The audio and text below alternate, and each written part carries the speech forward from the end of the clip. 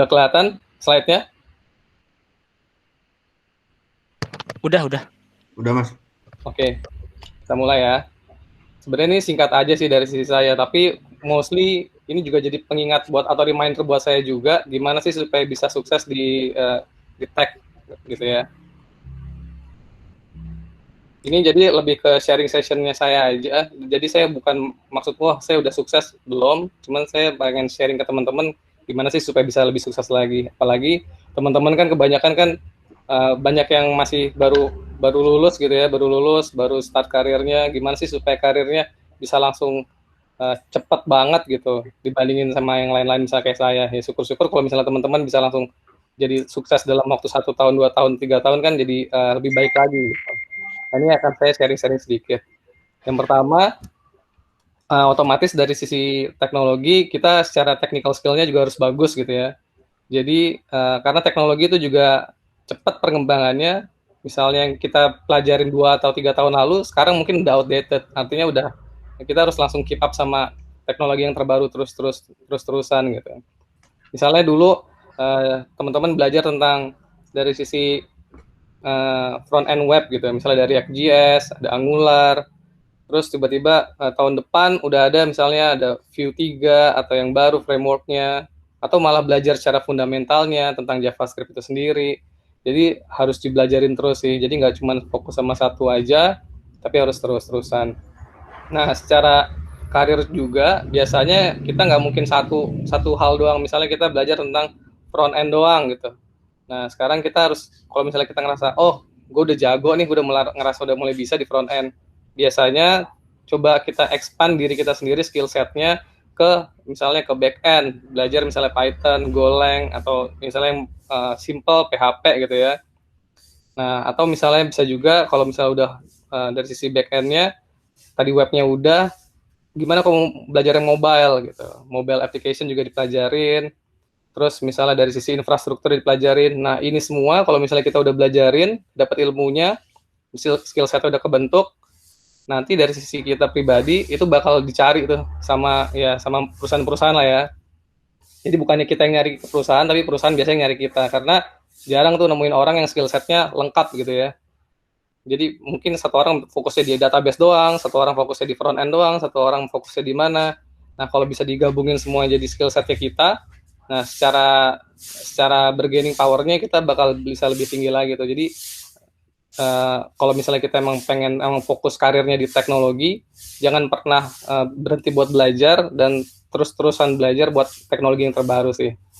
Jadi ini kuncinya, pertama harus technical skill-nya harus kuat, terus banyak belajar hal baru terus, jangan pernah berhenti.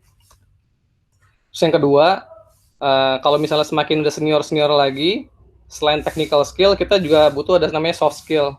Nah, soft skill ini cara belajarnya, kalau pengen belajar langsung lengkap gitu ya, paket lengkap, ini saya encourage teman-teman buat belajar tentang project management sih. Karena kalau project management secara best practice-nya dari PMBOK gitu ya, itu ada 10 area nih, 10 knowledge area. Jadi kita benar-benar belajar semua-muanya sampai kita jadi jago lah dari sisi project manajemennya. Karena di sini udah lengkap banget, misalnya kayak ada scope management, ada time management, ada cost management, quality management. Nah, 4 ini nih antara scope, time, cost sama quality, ini yang biasanya disebut quadruple constraint nih.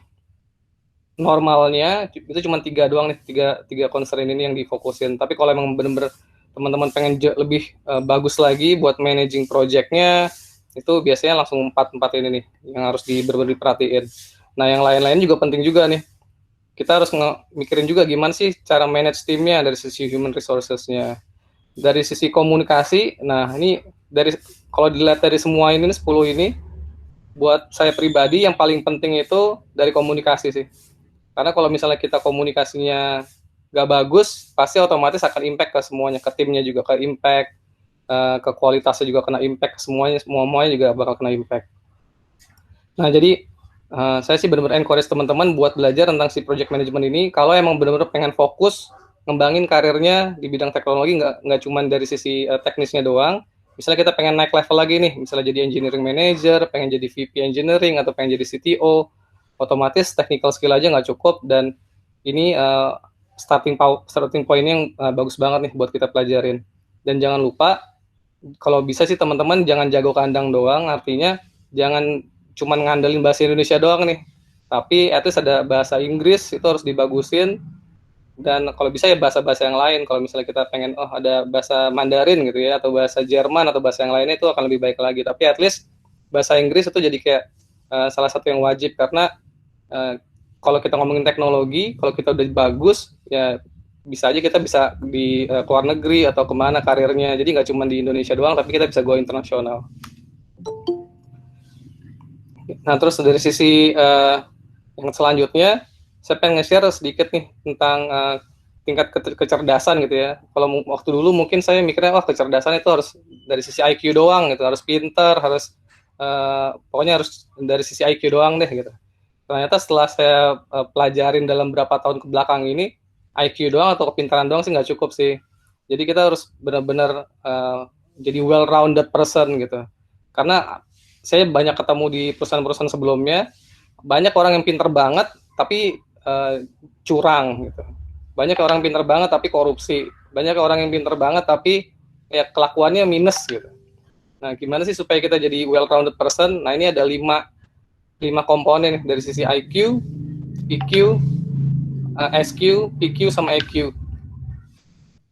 Mungkin kalau IQ udah pada ketahui kali ya. Nah, kalau EQ, emotional quotient, ini lebih ke empati. Kita bisa tahu misalnya kalau ada teman kesusahan nih, kita bantu gitu. Spiritual quotient otomatis kita nyeimbangin antara keyakinan kita gitu ya. Kalau misalnya di Indonesia kan kita juga percaya Tuhan ya, kita fokus beribadah juga. Jadi kita nggak cuman fokus di dunia, tapi fokusnya juga setelah di hereafternya atau di akhiratnya juga. Jadi nggak mungkin lah kalau kita ngelakuin hal-hal buruk kalau kita ngelihat dari sisi spiritual quotient juga. Tapi physical quotient kita dibutuhin buat fisiknya biar bugar. Misalnya kayak Hairul nih atau Mas Afif yang sering begadang, Indra juga sering begadang, Danang begadang. Nah, otomatis kan fisiknya juga harus bagus kan, kalau nggak ntar bisa ngedrop. Nah, gimana sih cara kita buat maintain fisik kita supaya bagus, bisa fit gitu. Sama yang salah satu yang penting juga adversity quotient, karena di dalam hidup kita nggak mungkin selalu di atas, pasti ada cobaan dan kita bakal langsung jatuh ke bawah. Nah, adanya EQ ini kita diajarin atau belajar supaya kita bisa bounce back, bisa resilience. Jadi setiap ada tantangan, misalnya kita lagi down, kita bisa bangkit lagi. Ibaratnya kalau kita mau sukses dihajar 10 kali, ya bangunnya 11 kali gitu. Nah, IQ ini nuntut kita supaya kita bisa terus bounce back. Dan kalau misalnya udah ini semua, ini udah jadi kayak mantu idaman sih. Ibaratnya siapa sih orang-orang yang pengen punya mantu tuh sebagus ini orangnya ya. Jadi kalau misalnya kalian pengen jadi mantu idaman, otomatis coba dibagusin dari 5 hal ini. Terus selanjutnya tentang mentoring. Karena kalau misalnya yang saya pelajarin, saya selama karir dari awal, saya punya mentor yang bagus-bagus ya alhamdulillahnya. Jadi saya sempat kerja di perusahaan multinasional, dan di situ saya ketemu orang-orang profesional semua, bagus-bagus. Dan karena mereka mentoring saya dan saya juga bisa belajar banyak dari mereka, itu jadi lebih cepat tuh, nyerap ilmunya lebih cepat, terus belajarnya lebih cepat. Jadi ibaratnya yang misalnya tadi saya pengen ngelakuin satu yang salah gitu ya, karena saya belum tahu, langsung diingetin duluan sama dia, itu ada lobang, jangan ke situ gitu ya. Akhirnya saya nggak perlu nyemplung ke lobang karena saya udah dikasih tahu gitu. Karena kalau tanpa mentoring ya saya bakal learn the hard way gitu. Saya bakal jatuh ke beberapa lubang baru bisa sukses gitu. Tapi karena udah ada mentoring, mereka bakal ngasih tahu nih yang cepat tuh jalannya yang mana sih, yang bagus tuh yang mana, yang ada lubang tuh di mana aja gitu. Jadi mungkin buat teman-teman coba cari mentor yang menurut kalian cocok sama visi misi kalian, yang kira-kira tipikalnya juga sama.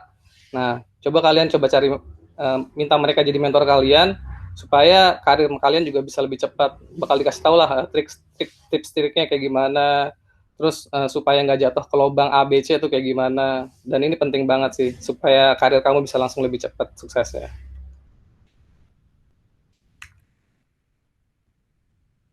Dan ini menurut saya yang juga paling penting ya, selain tadi kita ngomongin dari sisi dunia gitu ya.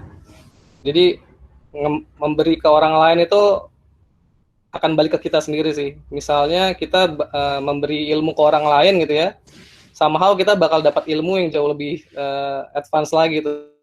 Misalnya kita juga ngasih ke orang lain uang gitu, otomatis kita dapat aja rezeki lagi buat kita. Jadi semakin kita banyak memberi itu bakal somehow gitu ya, gimana caranya pasti nanti Allah bakal ngasih balik ke kita sih.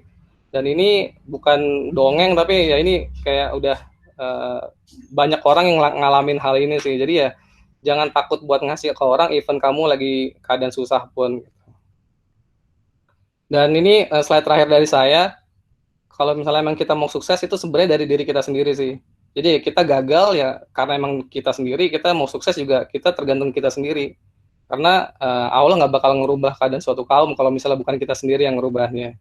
Jadi ya balik lagi nih ke kamu mau jadi orang yang sukses atau kamu mau jadi kaum rebahan yang gitu-gitu aja atau mau jadi kaum rebahan yang sukses gitu. Nah mungkin bisa di start dari sana, kita bisa pikirin lagi, kita bisa introspeksi, kita mau jadi kayak gimana sih, kita mau orang biasa-biasa aja tapi hidupnya juga standar atau kita mau jadi orang yang sukses dan bermanfaat buat orang banyak. Oke, itu sekian dari saya. Kalau mau ada pertanyaan boleh, atau kalau misalnya waktunya udah habis mungkin bisa dilanjut ke speaker selanjutnya.